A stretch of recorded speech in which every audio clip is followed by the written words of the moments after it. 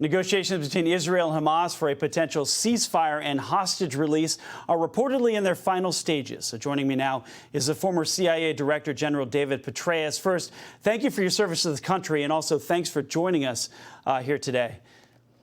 Good to be with you. Thanks. So I wanted to start with what we're hearing from the president. He's saying that we're getting close to some hostages being able to get from Hamas. Are you concerned about, one, what Israel may be giving up and maybe what the U.S. might have to get up to get those hostages back? Not enormously. I think the biggest issue here is that this will undoubtedly provide some days during which Hamas can reorganize, rearm, re-equip, reposition, and so forth.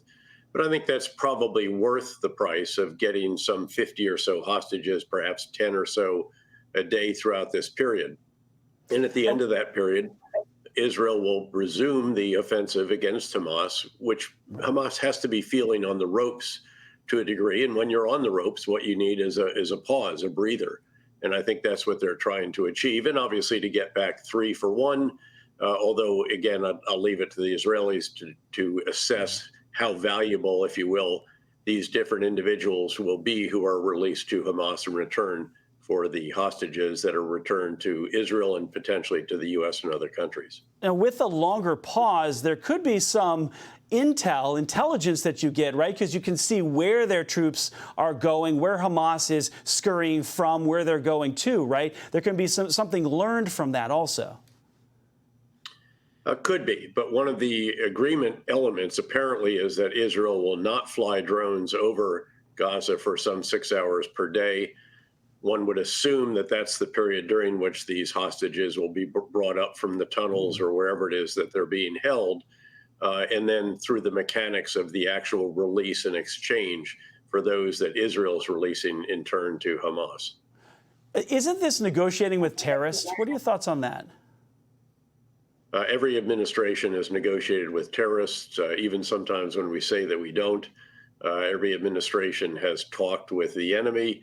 But so again, I think this is not unreasonable at all. Now, there will be some in the Israeli cabinet, which reportedly is meeting right now and will vote on the issue.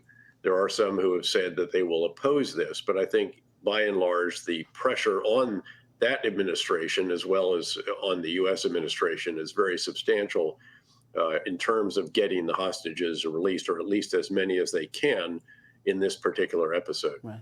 So what about releasing the dangers of releasing someone who might eventually end up killing more Israelis for the hostages? How closely do they look at who the Israelis might release? Very closely. And again, if this is a release of women and children, for example, from Gaza, from Hamas, the hostages that they're holding, presumably there would be a similar release from Israel. But Israel has very substantial numbers of detainees who might be of interest to Hamas, and I'm sure that they are filtering through this to make sure that they're not releasing someone who's going to be an instrumental part of the fight against them once that individual is back in Gaza. Now, you were the architect in Iraq of winning the hearts and minds of the Iraqis, as well as winning the war. What you're seeing here in Gaza, the Israelis are allowing those humanitarian pauses each day, but it's not really winning the hearts of Palestinians, is it? And I know that each conflict is different. How do you feel like this one's playing out?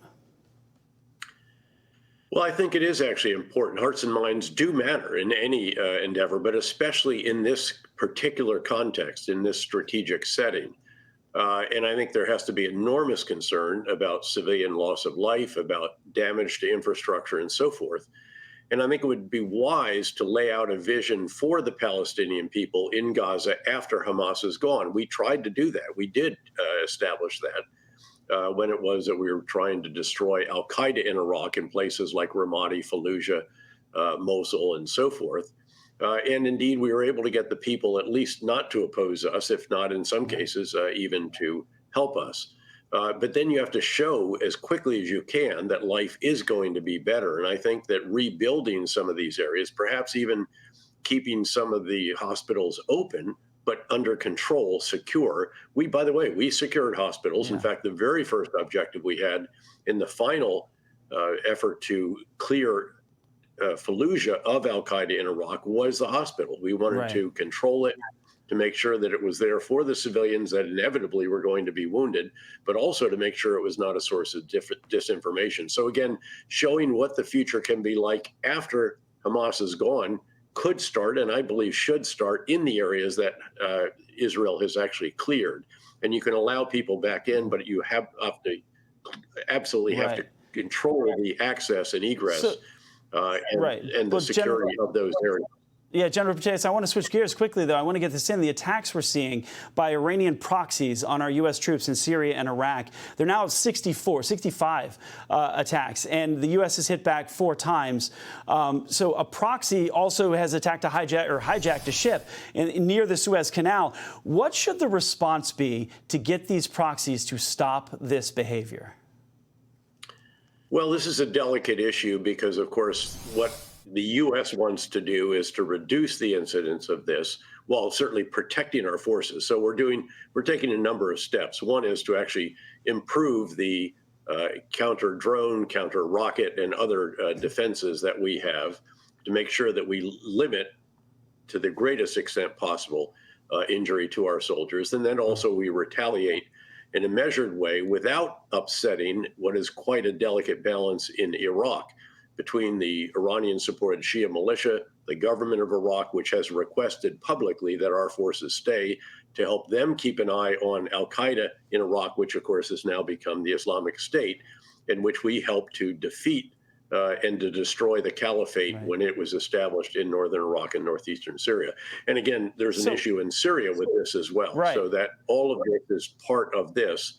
I don't think that we want to go directly against Iran. I don't think Iran wants to go directly against us. They're happy to work through proxies. But we may have to increase the responses that we've had, the retaliation for the provocations that they have issued. And that's what I was wondering, is if we needed to see a bigger response in order to get them to stop. You know, this president is big on going after root causes. And it seems to me if you look, if you lock down Iran, then that stops kind of what's happening in the Middle East because they can't fund things. And if you forcibly push back against maybe China, it could stall the economic funds for Russia and Iran because they're buying record amounts of oil. So aren't those the root causes, though, of these global issues for the U.S.? Well, there's no question that Iran is behind the funding, arming, training, equipping of Hamas, Hezbollah in southern Lebanon, which we haven't discussed, the Shia militia in Iraq, the Houthis in Yemen, and so forth. But, quote, locking down is a little bit more challenging than it actually sounds, I think. Yeah, well, so how do you get them or contain them? Maybe that's a better word. I mean, shouldn't this administration be going more after Iran? Well, again, your network will be the first one to criticize them if they reduce the export of crude oil, because then the price of gasoline at home will go up. So again, this is, not easy. This is easy to discuss, you know, the two of us pundits on a news channel, but it is not easy in practice. And again, there are costs and benefits in every action that you take. And what everyone, I think, in the Middle East is trying to do, and that includes the Gulf states as well, the Arab states, is to try to ensure that this does not become a bigger regional issue.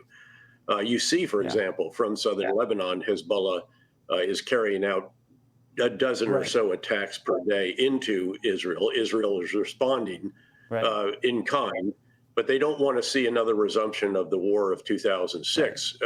It caused enormous damage to Hezbollah, but also was very costly to Israel. Keep in mind that 150,000 rockets and missiles, which Hezbollah has, could overwhelm Iron Dome, David Sling, Arrow, and Patriot.